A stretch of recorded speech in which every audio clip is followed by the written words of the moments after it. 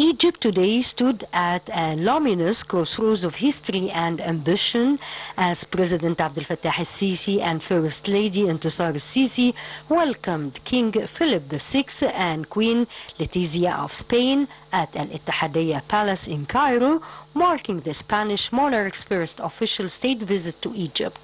In this moment, Egypt's ancient legacy met modern statecraft, symbolizing the country's deeply rooted role not only as a cradle of civilizations but as a keystone actor on the international stage.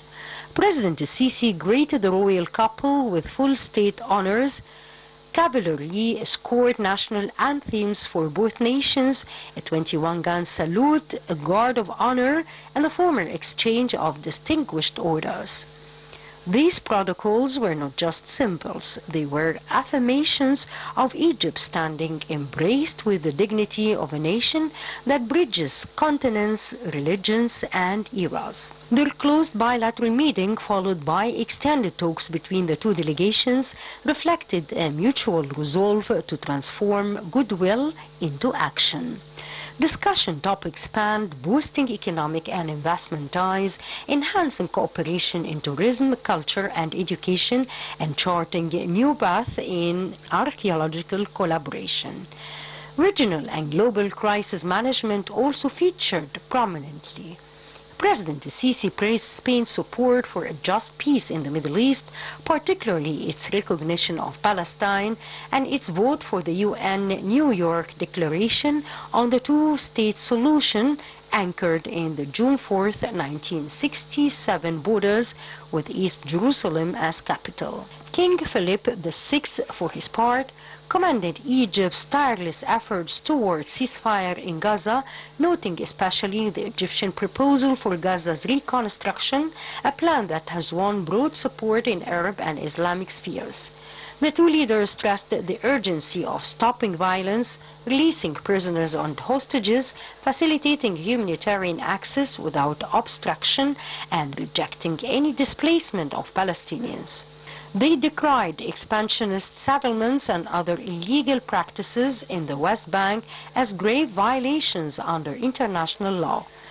In his welcoming speech at a luncheon honoring the royal visitors, President al-Sisi remarked that this visit is both a symbol and a springboard, stating that Egypt is inviting the spirit of historic ties with Spain to guide more intensive partnership ahead. Spain's state visit to Egypt by their Majesties King Philip VI and Queen Letizia marks more than ceremonial bigotry. It underscores Cairo's centrality as a political, economic, and cultural hub in the Mediterranean and the broader Middle East.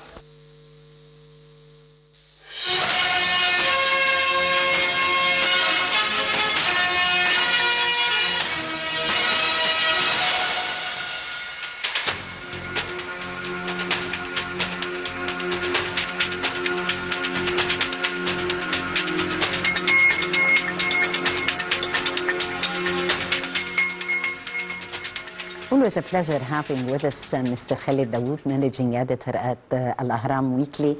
Thank you so much, Mr. Dawood, for joining us. We were talking about the Royal Bridge and the Royal Spanish visit to Egypt. It comes very much timely, and the timing itself is very significant, isn't it? Definitely. First of all, thank you for having me. It's always a pleasure to be on Nile TV.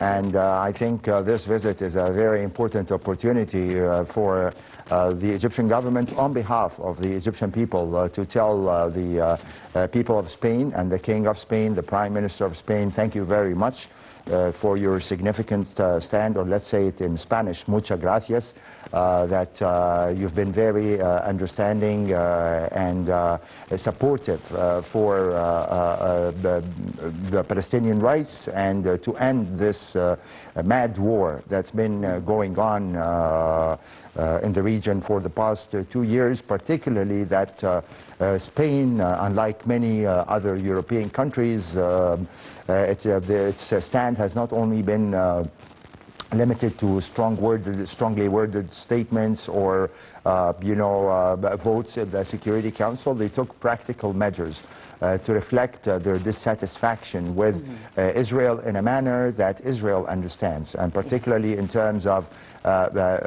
stopping several arms deals that were signed between Spain and Israel, mounting to $1 billion. They've already cancelled one contract like a few weeks ago, and just 2 days or 3 days ago they cancelled a second contract.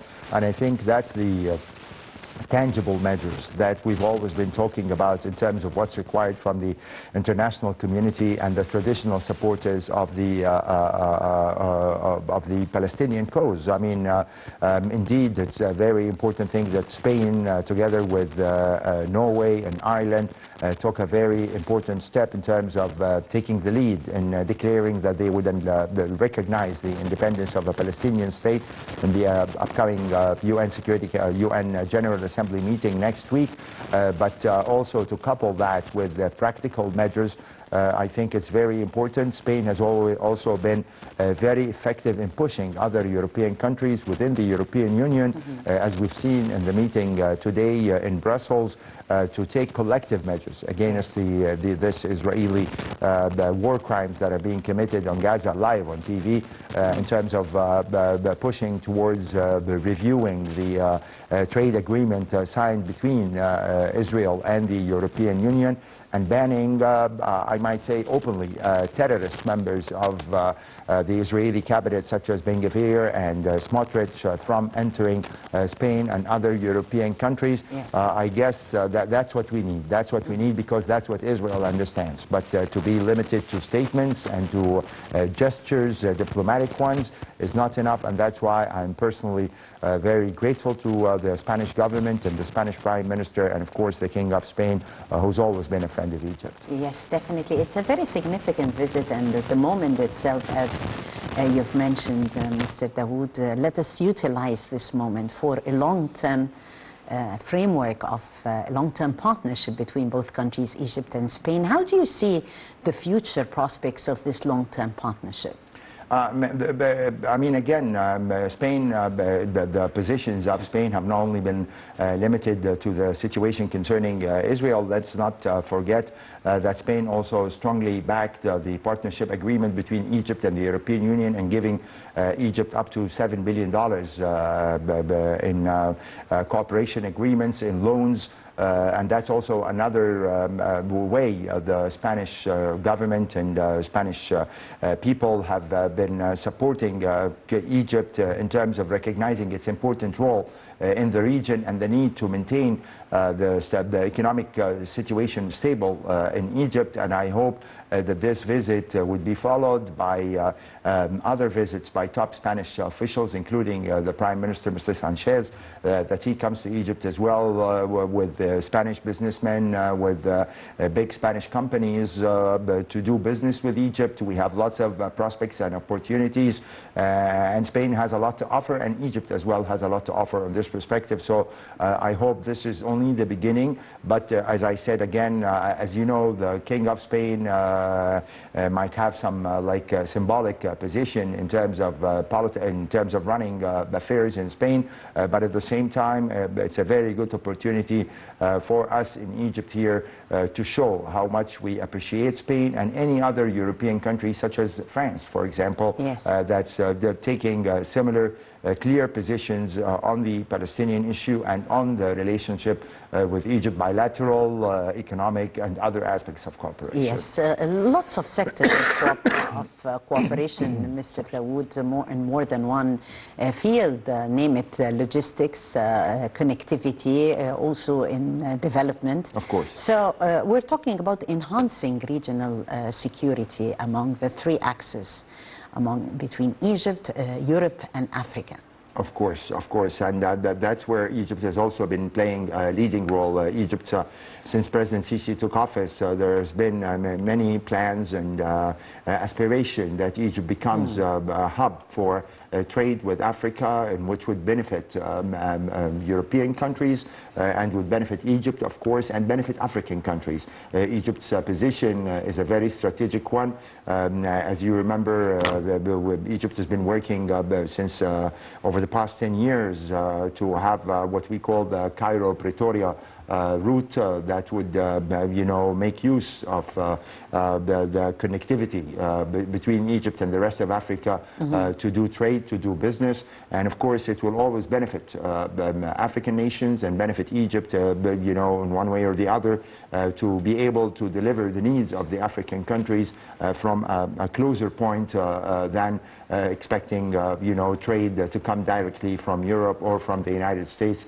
So that's why cooperation will be beneficial for all parties. But again, to be honest, we need first to end this war in Gaza, which is affecting the entire region, creating a state of instability in the entire region. Just think of the prospects if we get kind of relative calm in this region after 2 years of an extremely bloody war that has affected all its countries. We would be able here in Egypt to restore navigation through the Suez Canal. We'll be able to get more tourists to come into Egypt when we maintain calm in this region, and that's why I think the coming few weeks are very critical in determining in what direction we're going to go, because as you know, without political stability in this very volatile region, it's very difficult to think of prospects for trade or for business or for anything else. We're facing serious dangers because of this irresponsible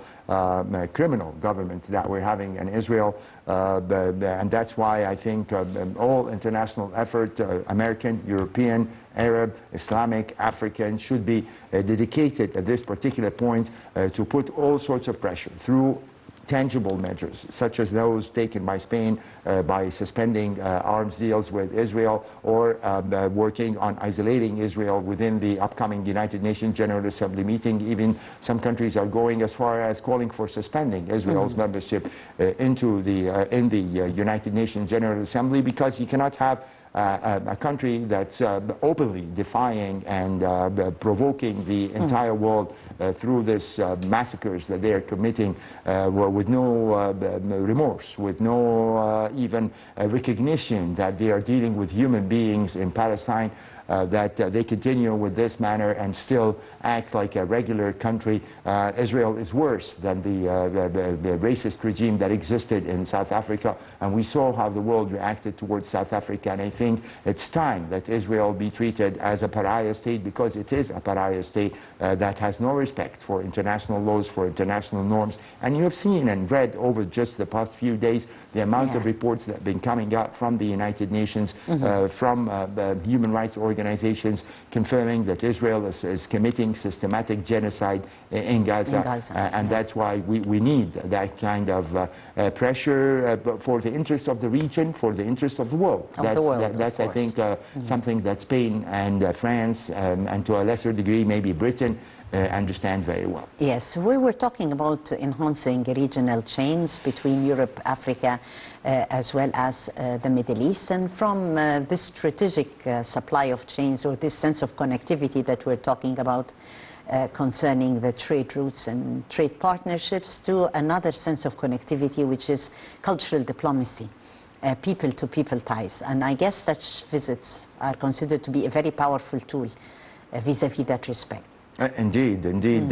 As you've mentioned, we don't only need visits on an official visit or on an official level, but as I said, I think Spain has been always one of the closest countries to Egypt in terms of even common culture, even the outlook of the. And they are very much interested also in archaeology and cultural preservation and heritage preservation and many other aspects that we can share. But even on a human level, I think I've been lucky to go to Spain a couple of times, and I never felt like a stranger in Spain. You know, I mean, it's like the same love for culture, for music, for food. I mean, they're a very lively people. I think we can definitely develop and prosper after this visit, but I mean, we go back to the same point that let's have stability in this region first, and then you can have lots of prospects. And it's also a little bit of a comparison. Who is visiting Israel at this stage, and who is visiting Egypt and the region, and which countries that are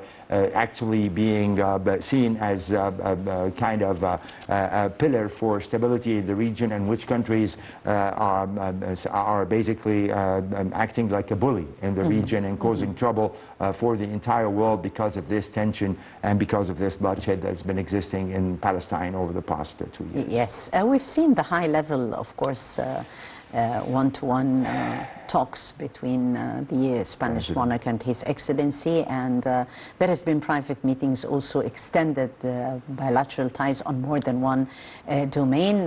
Mr. Dawood, if we talk about how such high-level visits actually give a real boost to Egypt's strategic role vis-a-vis Egypt's role in the Euro-Mediterranean relations.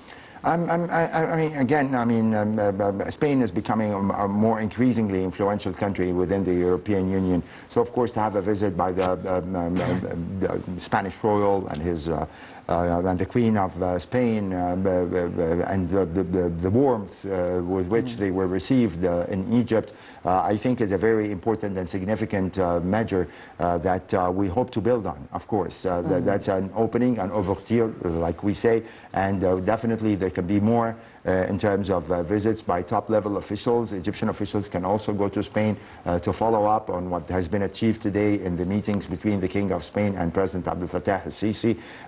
And as you've mentioned, things do not have to be only limited to politics. There are many prospects, and even before this visit, we've seen a lot of cooperation on the economic level. Spain has been playing a very important role in developing the Egyptian transportation system. The rail lines, we've been importing technology from Spain on this level, wagons, and I guess this meetings on such a high level will definitely open the door for more cooperation between the two countries in the future. Yes, building on that moral stance between the two countries regarding Gaza, how can this this sense of build-up that has been achieved also during this important high-level visit be translated into diplomatic initiatives and stances later? We'll see. I mean, already we've seen that today in the meeting by the European Union in Brussels, as I've mentioned earlier, the foreign ministers of the European Union,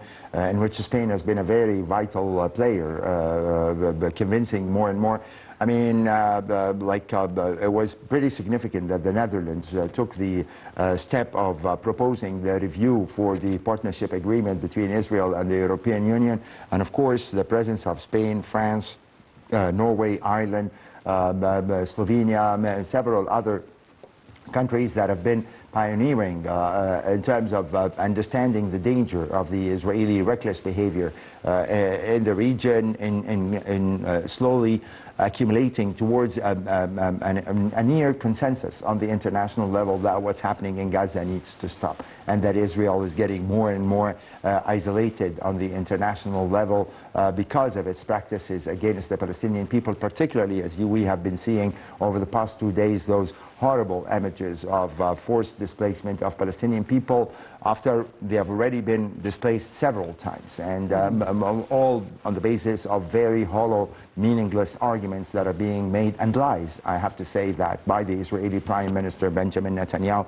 Already Israel has destroyed Gaza City before the recent ceasefire that we had at the beginning of the year for a very short period of time. So, I mean, to claim that after 2 years the Israelis have suddenly discovered that in Gaza City there are some tall buildings that are being used by Hamas as observation posts or as logistics support, you know, this kind of ridiculous thing. It's very obvious. The Israelis, unfortunately, with the backing of the U.S. administration of President Donald Trump, are clearly seeking to put maximum pressure on Hamas to accept their conditions for a ceasefire deal. And the problem is not only, Tahani, about the release of the Israeli hostages. It's also about the necessity of total withdrawal of the Israeli forces from the occupied Palestinian Strip, Gaza Strip, and also, you know, to consider this as a first step towards restoring peace talks that would lead to the creation of an independent Palestinian state. But it's because that's the Egyptian strategy and the repeated statements of President Abdel Fattah al-Sisi that we don't only need to stop the war. That's not the only target, although it's very important for the sake of saving the lives of the Palestinian people, but it's also very important to restart the diplomatic process towards the creation of a two-state solution. And as you have seen during the recent General Assembly meeting, which approved a resolution recognizing a Palestinian state, we've never seen 141 countries in the United Nations General Assembly supporting the creation of Palestinian state, and then you have 10 countries opposing those measures, except for Israel, United States, Argentina, and Hungary. Basically, I mean, there are no other nations that have backed this kind of position, and only 12 countries abstained from supporting this stand. So it's again a very important message, and I'm sure that when Netanyahu heads to New York, maybe near the end of this month, he'll see a very empty hall when he delivers his speech. He's already seen that last year when he delivered his speech at the UN General Assembly, and I'm sure positions I've just read before coming here that the French President Macron is planning to announce the recognition of the Palestinian state on Monday. I hope Britain follows up, Canada, Australia, all these countries. It's going to be a very important occasion to express the world dismay towards the Israeli behavior and policies and war crimes. And let me tell you that, I mean, these European positions would not have developed to this stage without pressure from Egypt, without communication from Egypt, explaining to them the real situation and dangers on the ground. And that's one part, besides providing support for the Palestinian people, humanitarian assistance, mediation effort, is moving on the international level through President Abdel Fattah al-Sisi, through Foreign Minister Badr Abdel Ati, communicating with those European countries led by Spain and others to adopt a common position, because at the end of the day, Europe is the closest to us. You know, I mean, Europe is going to be very much affected by the continuation of this state of instability and war in the region. And we've heard President Sisi recently warning against the consequences and danger if this war spreads further. And I mean, if Europe is considering it a priority to lessen the number of immigration and immigrants to their countries, definitely if we keep on seeing wars like this, that's not going to be helpful in providing security either for our countries or for the European countries. Yes, definitely. Well, the President and King Felipe VI of Spain had discussed earlier today regional and international developments, emphasizing Spain's recognition of Palestine and Egypt's mediation in Gaza. As you've wisely put it, Mr. Dawood, this way, it's not only the matter of reaching a ceasefire, but starting the diplomatic process. What does it take, in your opinion, to start the diplomatic process? And what sort of scenarios are there? Well, to be honest with you, I mean, again, we were not very happy with the previous U.S. administration of President Joe Biden, because they wasted more than a year under the claim that in order to be able to bring Israel to, you know, stop this massacres against the Palestinian people, they have to maintain a close relationship with the Israeli government. But unfortunately, after the U.S. President Donald Trump took office at the beginning of January, or the end of January, I'm sorry, now for almost like we're talking about 8 months. I can say frankly that President Trump's proposal for the creation of so-called Rivera of the Middle East, they're speaking about illusions such as, deporting the Palestinian people to other parts of the world so that they can build smart cities within Gaza, and even being more, kind of sarcastic and, by suggesting that they will give them tokens. Like cryptocurrencies that probably belong to Mr. Trump's son's company or something like that, that they would be able to come back to Gaza and restore their homes after this reconstruction of Gaza. Even though I want to say something here, I mean, when Egypt presented its plan for the reconstruction of Gaza after the end of the war, some people said that, Egypt is like not being practical by suggesting that this reconstruction can be done in 2 years, and that it needs at least 20 years to remove all this rubble and destruction that's been caused by the constant Israeli, daily, hourly Israeli bombing of buildings and installations in Gaza. But I mean, certainly at the end of the day, we have, and everybody recognizes this, Trump is not staying in his position forever. He's not the king of America. He's the president of America, and after 3 years, he's not going to be into office. And we've already seen that during his first term. His first term, all these so-called Abraham Accords and, recognition of East Jerusalem as the eternal capital of the occupation state of Israel. I mean, it's it did not last after he left the White House, and there was no kind of follow-up on that, because there was nothing realistic on the ground. Because if you do not recognize the Palestinian people as human beings with equal rights, and that they have the right to self-determination, we're not going to get anywhere, And unfortunately, I followed the recent visit by U.S. Secretary of State Marco Rubio, and to be honest, if you close your eyes and listen to him, you'll think you're listening to an Israeli official, because even after the cowardly strike against the leadership of Hamas in Qatar, Doha, on September 9th, I mean, Mr. Rubio has been saying what happened has happened, and let's go back to the issue of hostages and the issue of eliminating Hamas and the issue of,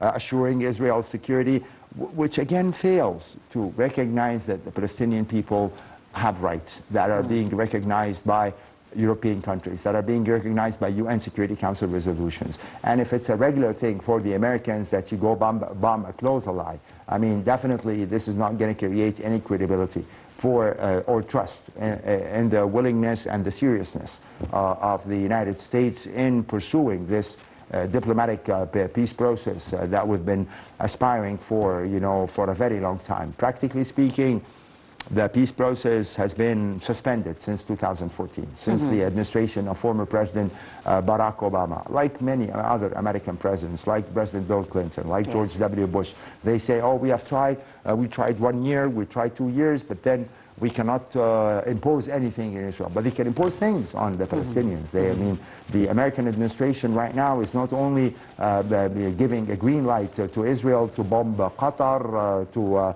do whatever they want to the Palestinian people, but they're even taking action against the Palestinian Authority, which is the partner in this peace process, by banning Mr. Mahmoud Abbas, the president of the Palestinian Authority, from attending the upcoming UN Security Council, UN General Assembly meeting, and even closing down the PLO office in Washington, taking measures against Palestinian civil rights organizations that are providing evidence for the International Criminal Court to condemn and to issue arrest warrants against Israeli Prime Minister Benjamin Netanyahu and former Defense Minister Yoav Gallant. So, I mean, it's very difficult, with all objectivity, to imagine that we are going to restart the peace process if the current U.S. administration of President Donald Trump maintains, I don't know, I mean, to keep on saying blind support. It's more than blind support. It's if you give them weapons non-stop, if you give them diplomatic support at the UN Security Council, and I mean, I'm sure it's there for the entire world to see. I mean, several resolutions have been presented to the UN Security Council.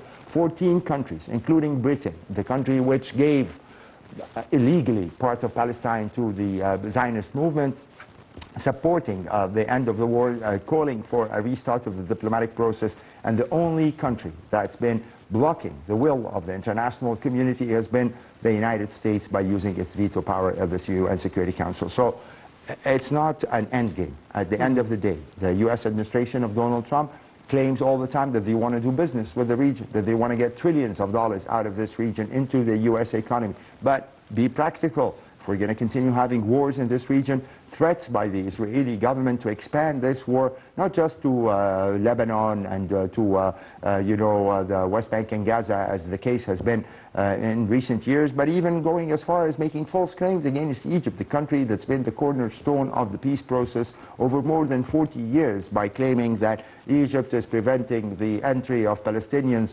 towards its border without thinking of their legitimate rights. They have the right to be in their homes. Why should they be forcibly deported to Egypt? While, I mean, I remember very well early in the war, Mr. President Abdel Fattah al-Sisi, he told the Israelis, why do you want them to go to Egypt? If you're being so humanitarian about the Palestinian people, let them go to the Negev, let them go into, other parts of Palestine where they can stay, but I mean, they should not have a second Nakba. They have already, everybody has learned the lesson of the Nakba, of the catastrophe of 1948. So now they're acting with us in the Arab world, with Egypt, as if we are naive, as if we come from Mars, and that we should accept the removal of the uprooting of the Palestinian people from their homeland, and then with like vague promises that if you want to come back, you can come back. Otherwise, we're going to give you like what, $5,000, something like this, and support and food for a year. What kind of ridiculous stuff is this? This imagination of real estate brokers such as Jared Kushner, the son-in-law of President Trump, and the former Prime Minister of Britain, Tony Blair. I mean, this is not going to be accepted at all. I mean, it hasn't been accepted for 80 years since the creation of the occupation state of Israel, which President Abdel Fattah al-Sisi named it the right way in the recent Arab summit in Doha, reflecting the feelings of the Egyptian people, calling them an enemy. And Egyptian people and the Arab world. And the Egyptian people, Arab world, Muslim world. I mean, look at what's happening in Spain. For example, let's go back to the King of Spain, who's visiting now with this cycling tour that they're having in Spain. Whenever they see the Israeli cyclists, taking part in the competition, they come out in demonstrations blocking them. Let's look at what's happening in Greece. Let's look at what's happening in Ireland. How about what's happening in Ukraine? And this is also has been among the issues that has been addressed, the global crisis in Ukraine and the way out for reaching a peaceful solution. Well, that's another very complicated issue. If you move to the Ukraine thing, I mean, again, the United States has changed radically its position. If you compare the way former U.S. President Joe Biden dealt with the war in Ukraine, considering Russia to be a threat to the United States and Europe, providing the Ukrainians with endless amounts of weapons, to the position of the current President Donald Trump, which is basically that this is a European problem. I mean, he basically ended the policy of isolation of Russian President Vladimir Putin that's been followed by the former Biden administration, giving him a very warm reception in Alaska. We spoke about this last time when I was here. So it's, but again, Mr. Trump has been acting with problems in the world as a kind of, I think sometimes like a kind of entertainment, what I mean? But it's not a TV show that he's running like Apprentice, which he used to present before becoming president, so that I can try, and if it doesn't work, so just keep on fighting, keep on killing each other, so it doesn't work this way. And it's creating a lot of instability all over the world. And I think basically the situation now, according to the U.S. President and the new U.S. administration, is being left to the Europeans. And that's why you can see the European leaders, they've been promising their own military support to Ukraine. And I don't think that much is expected from the present U.S. administration. President Trump is always, U.S. President Donald Trump is always looking for big shows, meeting the president of Russia. He wouldn't mind meeting the president of North Korea. And even he said, I can meet with the leader of the Iranian revolution, Mr. Khamenei, just for the show. not because he's looking for tangible results, but to say, look whom I'm meeting with, I'm the peacemaker, I want Nobel Peace Prize. But, you know, you're not going to get anything close to a Nobel Peace Prize while the two key conflicts, he personally promised to work on bringing an end to them, the war in Gaza and the war in Ukraine going on, because those are the two wars. Yeah, too pressing. Of course, I mean, war between Armenia and Azerbaijan, yes, definitely, it's a humanitarian disaster, has to end. You know, between Rwanda and Congo, of course, yes, it has to end. But what's happening in front of the world, we have never seen it before happening like this, that we watch every day, you know, 100 Palestinians getting killed, 80 Palestinians getting killed, children being bombed, people being starved. Yes, unimaginable humanitarian So, I mean, maybe Ukraine within Europe is seen as a closer threat because of the history of relationship with Russia. We've seen the recent escalation with Poland, with Romania, after the Russian drones were flying over them. So that's, again, you know, the war there has been going on since February 2022. You know, more than like 3 years now. We're getting close to 4 years of war, and due to the policies of President Donald Trump and his, you know, desire to maintain a close relationship, personal close relationship with President Putin, that we're not seeing any prospects for a near settlement for the war in Ukraine, or unfortunately for the war in Gaza, because if, as I said, if you continue, if you see the statements and the actions that are being made by the U.S. administration, I mean, it's very difficult to imagine that we will see an end soon to this kind of war. Well noted, Mr. Khaled Dawood. I thank you so much, the managing editor of Al-Ahram Weekly, for joining us and reading with us the significance of the Royal Bridge today, and the very significant visit by His Excellency, the King and the Queen of Spain to Egypt, the first state official visit to Egypt. Thank you so much, Mr. Thank you, and thanks again for Spain. Thank you. Cheers. Well, thank you, dear viewers, for joining us. That was Wednesday Debate for tonight, and I'm Taghreed Hussein. Many thanks for watching.